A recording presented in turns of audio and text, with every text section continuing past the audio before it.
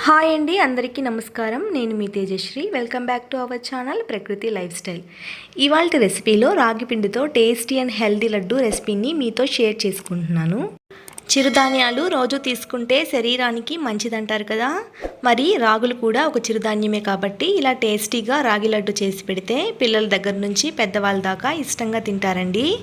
మరి అన్ని age groups వాళ్ళకి మంచి హెల్త్ బెనిఫిట్స్ని ఇచ్చే ఈ రాగి లడ్డును ఎలా ప్రిపేర్ చేసుకోవాలో చూసేద్దాం రండి. ముందుగా ఒక ప్లేట్లోకి ఒక కప్పు రాగి పిండిని తీసుకుందాం. ఇందులోకి వాటర్ని కొంచెం కొంచెం యాడ్ చేసుకుంటూ పిండిని చపాతీ పిండిలాగా కలుపుకోండి. ఇలా బాగా కలుపుకున్న తర్వాత స్టవ్ ఆన్ చేసుకొని తవా ప్యాన్ పెట్టుకొని అందులోకి ఆయిల్ అప్లై చేయండి.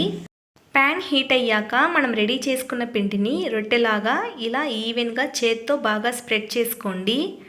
వీటికి ఇప్పుడు సైడ్స్ అంతా ఆయిల్ అప్లై చేసి మీడియం ఫ్లేమ్లో ఉంచి బాగా కాలనివ్వండి.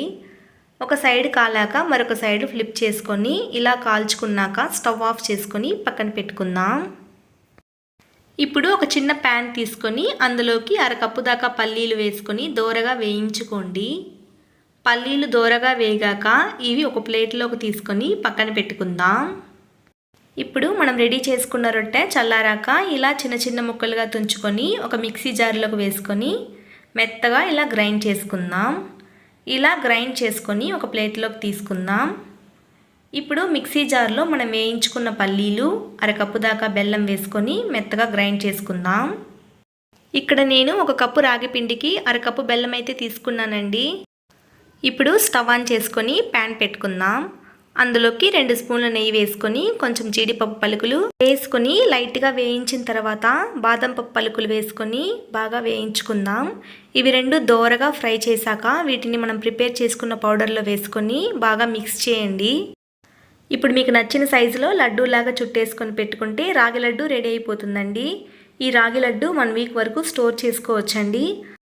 రాగులు హెల్దీయే, బెల్లము హెల్దీయే కాబట్టి డయాబెటీస్ పేషెంట్స్ కూడా హ్యాపీగా తినేయచ్చండి. ఈ రాగి లడ్డూలు ఇంట్లో ట్రై చేస్తే ఎవ్రీ టైం ఇలానే చేసుకోవాలనిపిస్తుందండి. చాలా టేస్టీగా ఉంటాయి.